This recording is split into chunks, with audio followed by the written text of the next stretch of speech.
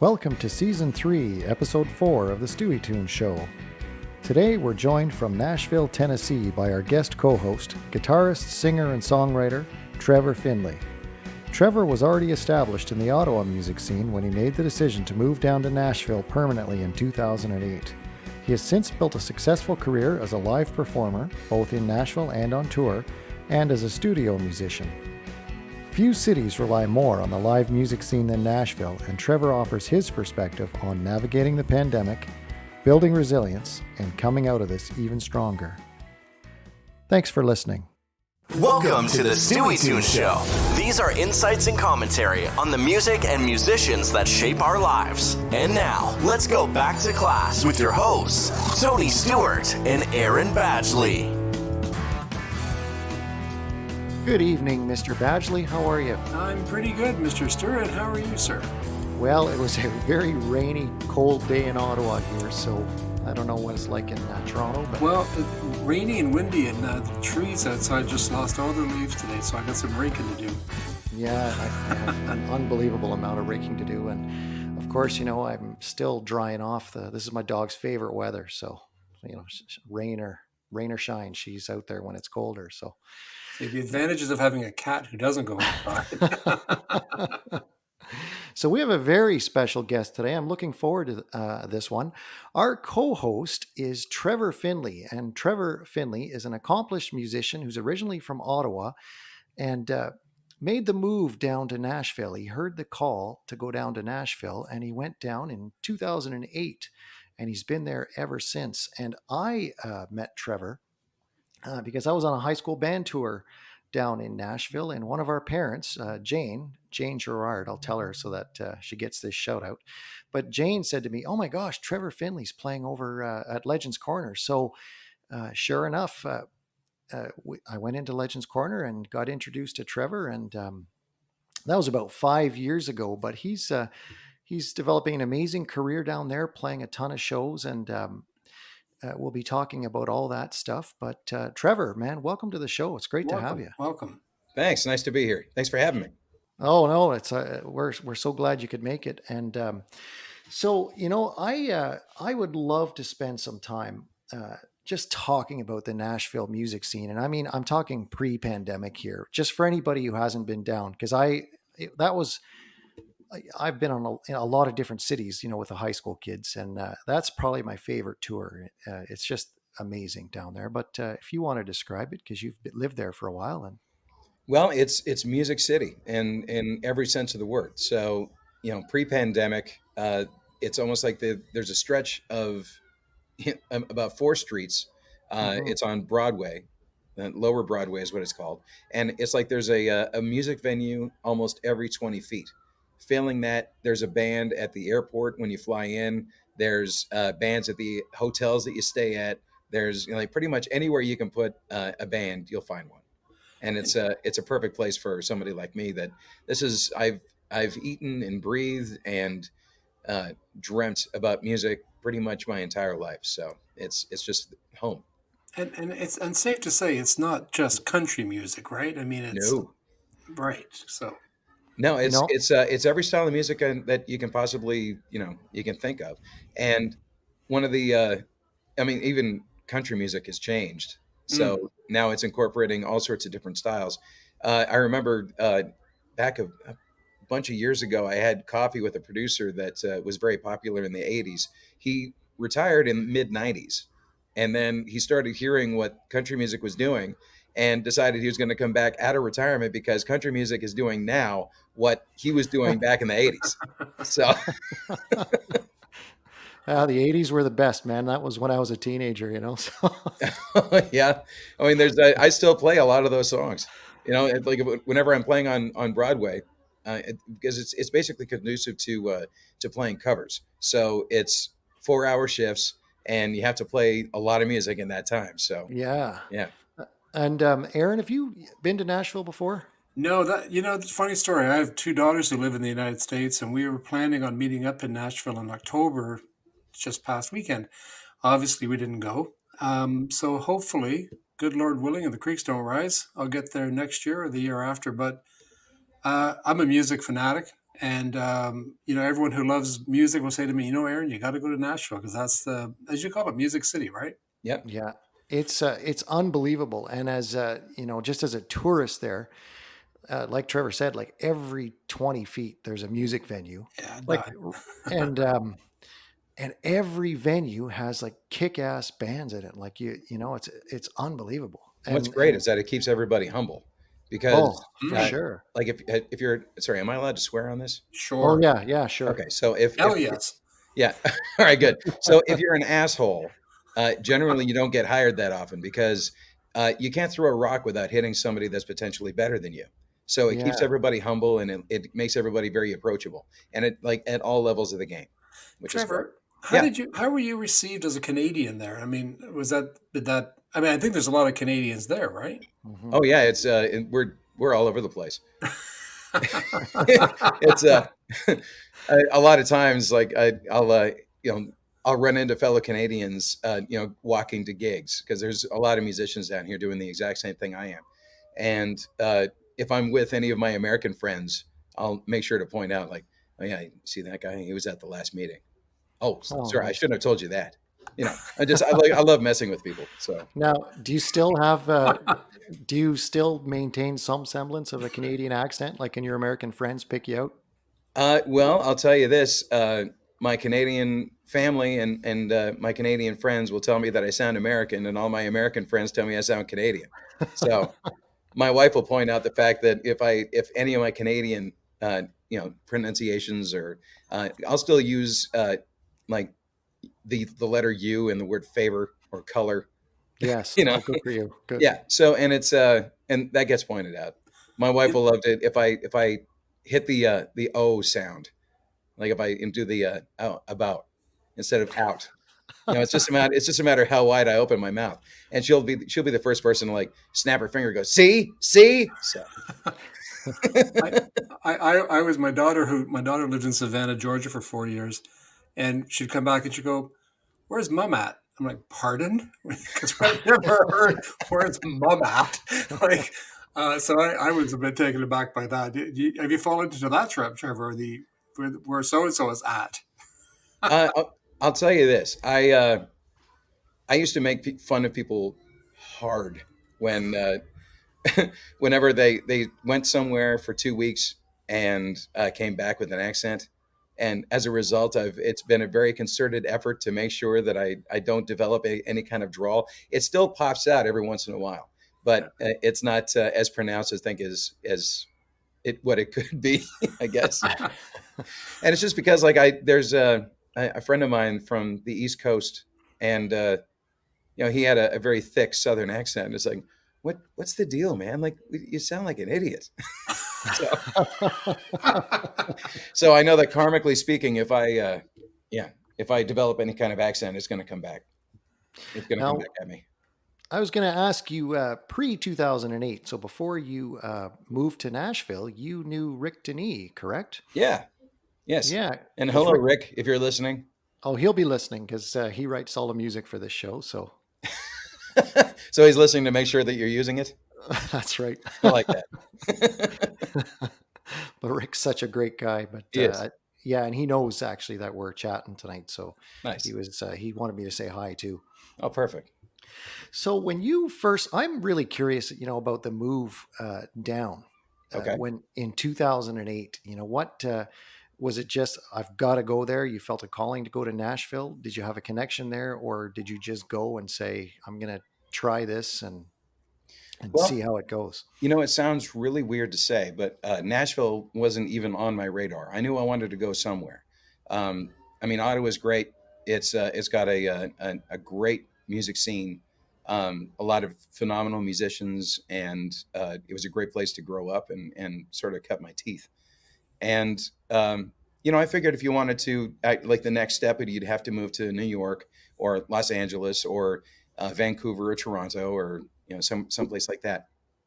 And uh, I actually came to Nashville because somebody just off the cuff said, "Do you want to go?" And I said, "Sure."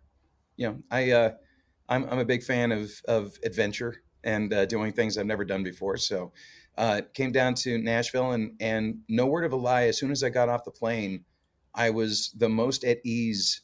I think that I don't know if I've ever been, but I felt something like it just felt really like I was at home, which sounds kind of, I don't know, cliche or trite or something, but it's Oh, true. Like it's and the more people that I met, I was getting a lot of great encouragement, a lot of great feedback. Um, I had a meeting with a publisher down here, and I played him some of my songs.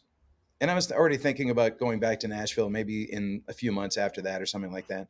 And he said, "Well, when are you planning on coming back?" And I said, "Well, I don't know, like maybe 6 months or something like that." He goes, "No, you need to come back in a month. I'll see you in a month." I was like, Hmm. "Oh, okay." So I came back to Nashville the following month. He had set up a bunch of writing appointments with other songwriters, and I just spent the entire week writing.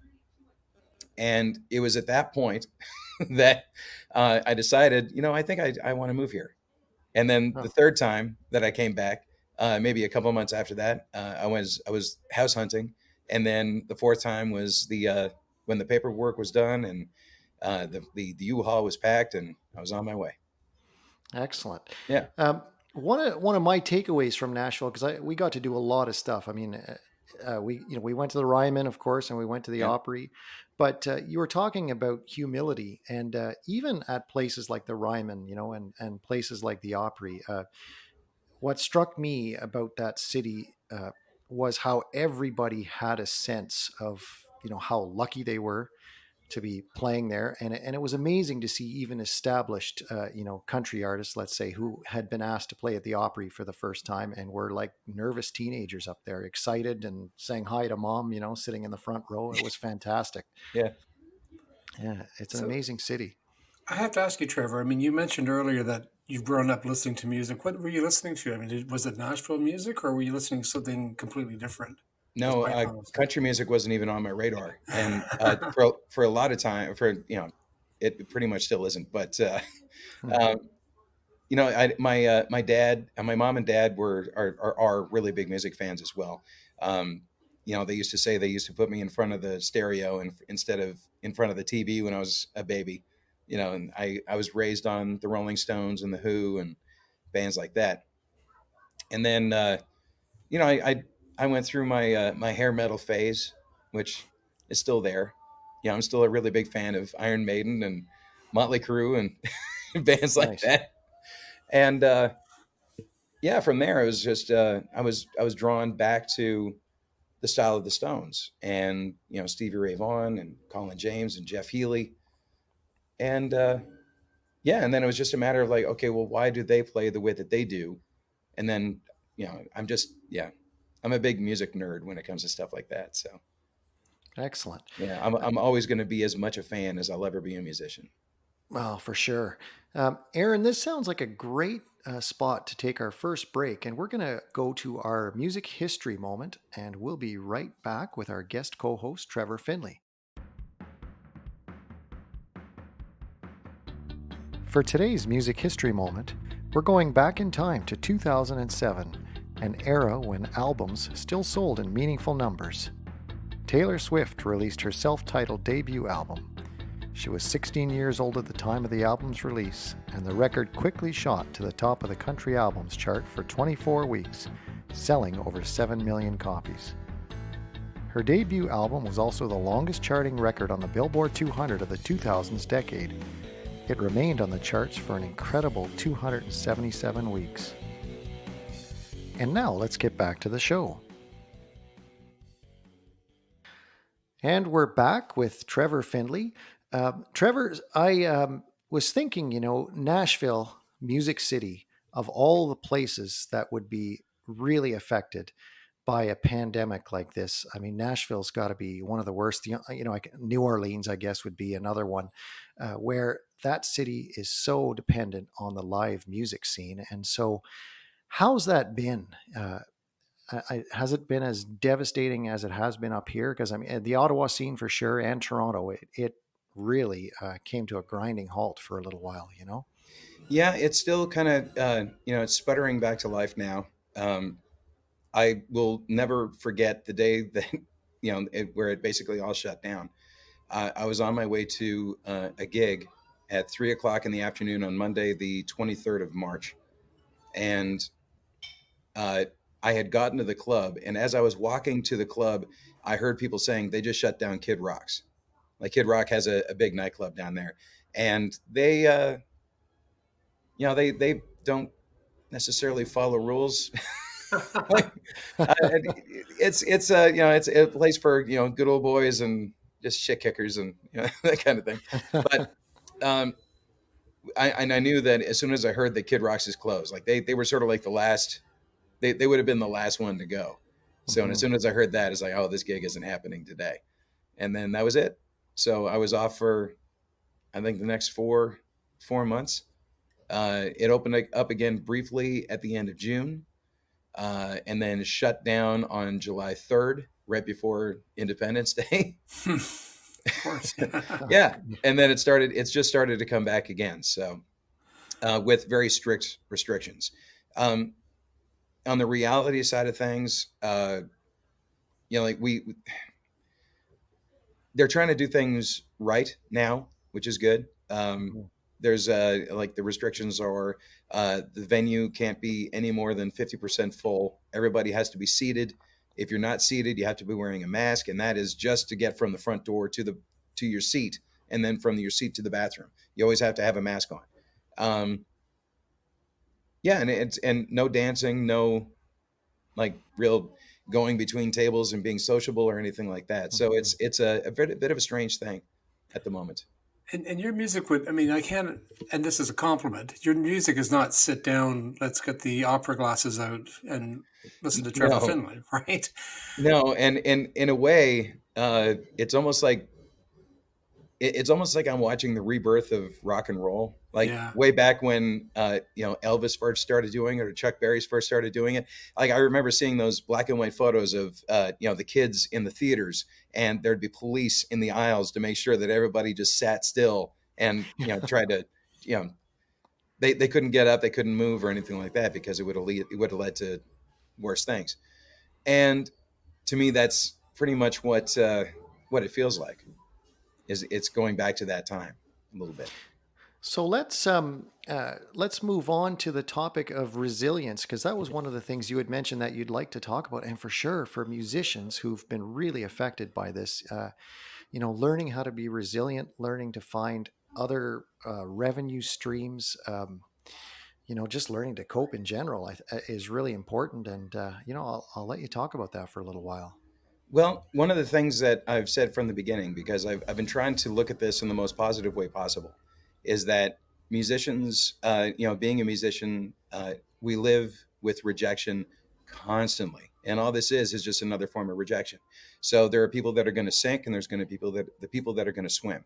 And that's one of the things that I love about this is that musicians kind of embody that sense of entrepreneurship where if somebody says no, we're not just going to roll up into a ball. We're going to figure out another way to do it. And that's why, Facebook Live has blown up. Twitch has blown up, Periscope and all the YouTube and like there's so many streaming shows now that's one way of doing it. I've got musician friends. I was having lunch back a couple of weeks ago with a friend of mine that was saying that, like he knows of two people that have started their own bakeries, like their own. One person does cinnamon rolls, and that's how they've been paying their bills. Is like, and Mhm. he's a tour manager for some big band. I can't remember who exactly, but and that's how he's been doing his thing. And it's just you got to find a way, and we always do. Like we're never going to just go away. The music is never going to stop.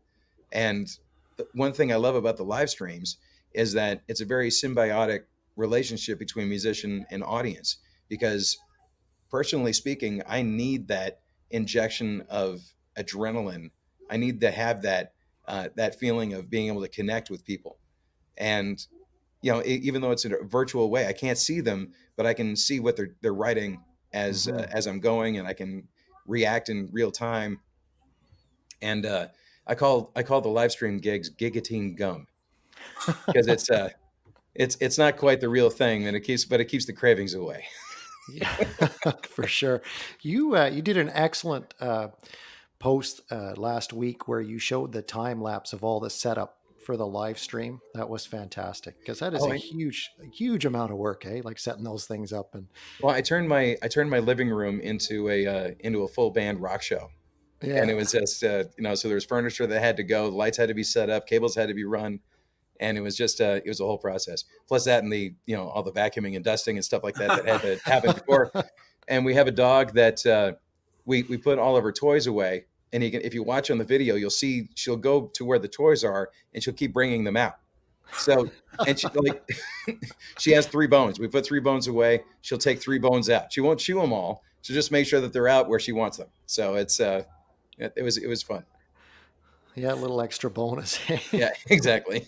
I think one of the biggest controversies with the streaming is some of the artists are saying, we need to charge for this because I mean, look, if I go to a club, I'm paying a ticket to get in, or I'm paying a fee or a cover charge, right? Hmm. And I as a music fan, believe in supporting artists. So of course, the tip jar, the virtual tip jar, the I don't have a problem paying. I know I've paid for a few shows and quite enjoyed them. Yeah. Well, I mean, I can only speak for myself, but personally, I like the concept of giving people the option where Tip jar. I'll have a tip jar out, but I don't want to start selling tickets necessarily just because like everybody's in the exact same boat that I am. Yeah. Hmm. Hmm. And if I'm having problems putting gas in my car, I'm sure everybody else is too. So I'd rather just sort of have it there, and but I'd rather people enjoy it and just watch it. And Excellent. Yeah. yeah, I'm. I mean, if I was in this for the money, I wouldn't be doing this.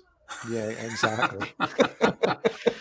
But Well, I think in terms of resilience, like that's the best thing you can do is just keep busy and keep at it. If you love your craft, you do what you got to do, and Well, it's and just said if it's in you, then nothing is going to stop you, right. and yeah. that's just it. Yeah, and that's yeah,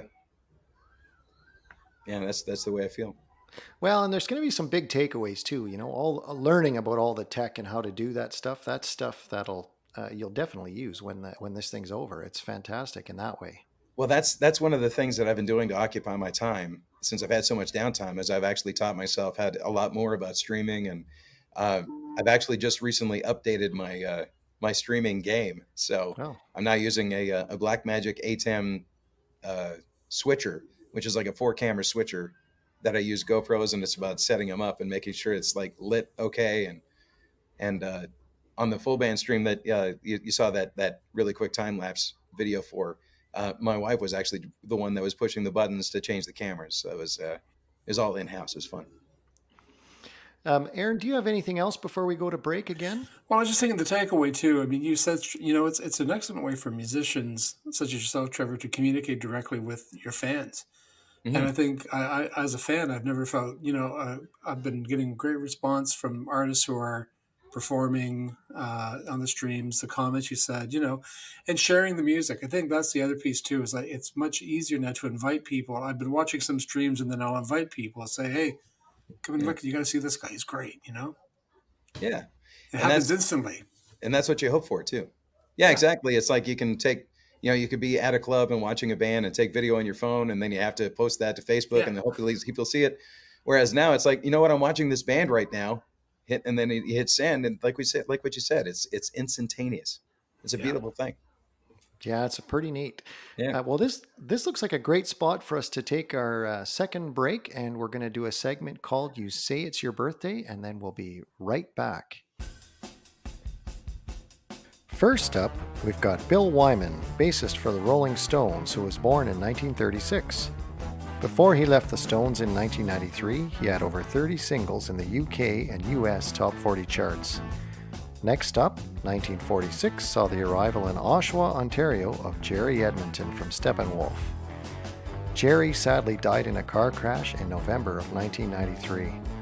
And finally, a little more Canadian content as Aubrey Drake Graham, better known by his stage name, Drake, was born in 1986. Let's get back to the show. And we're back into the home stretch here and with Trevor Finlay. Trevor, so we've talked about what Nashville was like pre-pandemic, and we've talked about what it's like during the pandemic and what musicians can do in terms of resilience. But now I'm really curious to find out, what your future plans are or your hopes for the future are. If you have anything exciting planned that you're, just can't wait till the pandemic's over because you've got maybe something special planned. Yeah, so I just wouldn't mind hearing about that. Well, honestly, I'm looking forward to getting back up to Canada to visit my family. Hmm. And I'm not sure exactly when that's going to happen, but hopefully sooner than later. Um, in the short term, basically, it's just going to be uh, I'm going to continue on. Like I'm one thing I have a tendency of doing is I'll keep my head down and I'll just keep powering forward. So, and again, if there's something in my way, then I'll just move to the left or I move to the right, go around whatever it is that's blocking me, continue on. Like that's how I ended up doing the live streaming stuff on a regular basis. That's how, um, I just keep adding stuff to my resume, even when this is happening. So it's kind of fun. Um, so I'm in the process of doing. I'm actually doing a voiceover for an audiobook. I'm going to be doing demos for some songwriter friends of mine that want to have like more of a full sounding, full band demo. Um, I still do. I do a live stream every Monday at 5 o'clock Eastern, called Monday Fun Day, and that's on my Facebook page, which is Trevor Finlay Rocks. So it's facebook.com/Trevor Finlay Rocks. And wow, I'm looking forward to getting back into the studio. Hopefully, I'm going to do some more of these full band live streams, and because I get to hang out and play with some pretty spectacular people. I look forward to getting back and playing full band shows with my friends again, and you know, Hmm. there's all sorts of stuff. And it's pretty neat, the first after the shutdown, the first rehearsal that Rick and I had, when we were able to get together and play. Did that ever feel cool? Like Yeah, you just realize how much you miss that. yeah, yeah, Like, exactly. Do you think the pandemic and what you've been going through for the past 6 months or whatever is going to also come out through your music? In other words, do you feel that some of like that's been not an inspiration, but certainly impacting on your writing? Um, I know that I've been hearing a lot of songs that are about isolation and Mm. quarantining and doing stuff in the time that you have. And personally, I think that's going to be a subject I'm probably going to try and stay away from. yeah. It's like I try not to write songs with the word truck in it. So I have a feeling that I'll add quarantine to Oh that man. list. Easy to rhyme though. It's a great word to rhyme with. That's right. But No, truck, yeah. no, Yeah. no trucks, no dogs. And you also have started getting into producing a little bit, haven't you? Yeah, a little bit. A little bit. I'm dipping my toe in. Oh, that's excellent. Yeah. That's a whole other ball game, isn't it? Well, it's really interesting to try and figure out how to. I've worked with some great producers over the years, and I've tried to pick something up from each of them. And one of the things I learned on my last experience was to treat each song as its own island. Like while you're there, you basically just focus on the song, and just to try and focus on it that way. Like if you're doing a full record, it's just one song at a time, and then hopefully at the end of it, there's going to be that theme. There's going to be a theme. There's going to be something that connects all the songs together. And I think, yeah, so far it's been a really rewarding experience, and I hope to continue. Yeah, for sure. Yeah, And you've opened for a lot of people. I was looking at the list, but James Brown. yeah. That That's that's cool. when was that?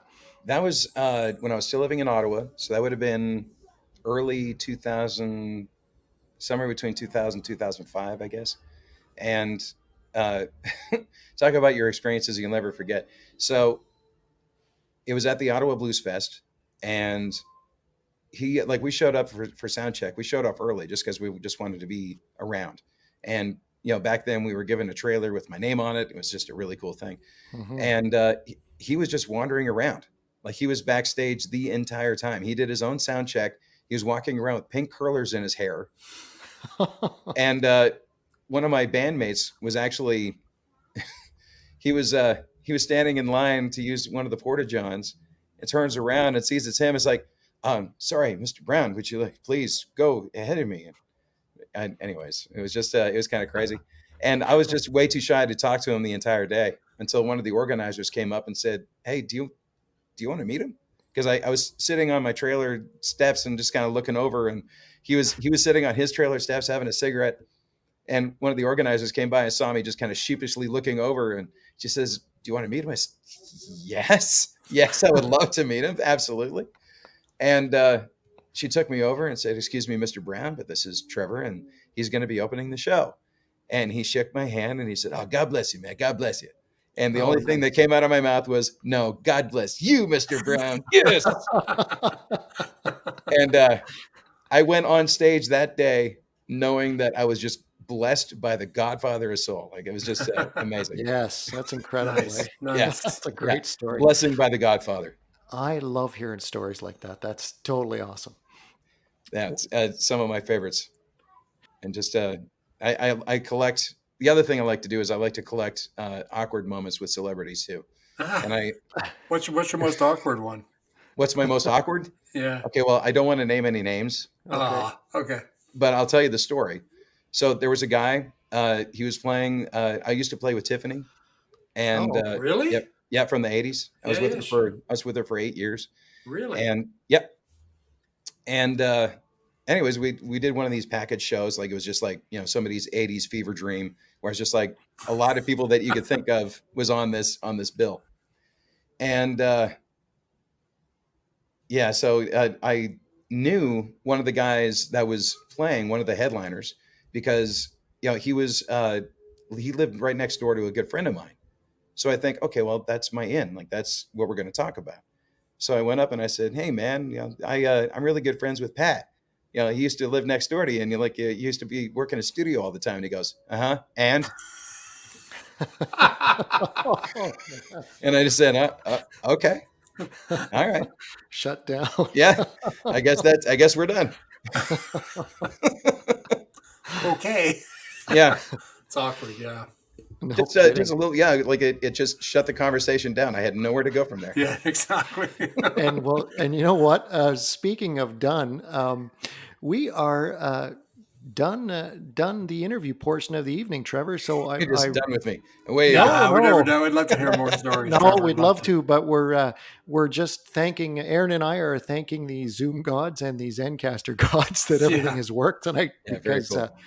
But it has been really awesome to have you on the show, and I'm so grateful that you came on and spent some time with us. It's very nice to meet you, Trevor. Likewise. Sure. And I'll tell you, when you do come to Nashville, make sure you hit me up. Oh, I promise. For sure. Yeah. Yeah. At the very least, I'll be able to point you in good directions to go. So some restaurants. And some good record stores. We got a few of those. Yes. Yeah, Aaron, you're going to love it. It is the most fantastic city. It's incredible. Oh, I can't wait to go. Yeah, and that, like the hockey arena, you can walk from the hockey arena and go right down to where all the venues are. Like, it's amazing.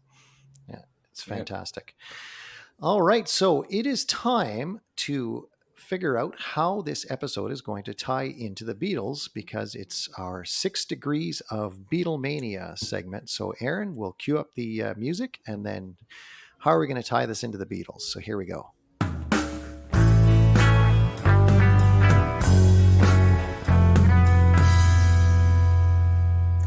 Well, Tony, here's the thing. Ringo Starr was the second rock musician to record in Nashville in 1970. First being Bob Dylan, although you could argue Bob was more of a folk artist. Ringo Starr met Pete Drake, who played slide guitar while he was recording with George Harrison on All Things Must Pass. And Ringo said, I've always wanted to record in Nashville. Drake said, you give me 5 days, you'll have an album.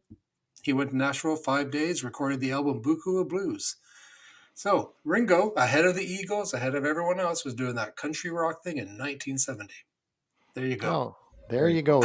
There's our 6 Degrees of Beatlemania. And folks, we'd like to thank you for listening today. As always, please remember to subscribe so that you get the updates when a new episode comes out. And Aaron and Trevor, been fantastic chatting with you tonight. So until we are together again, stay safe. Be well. And see you next time.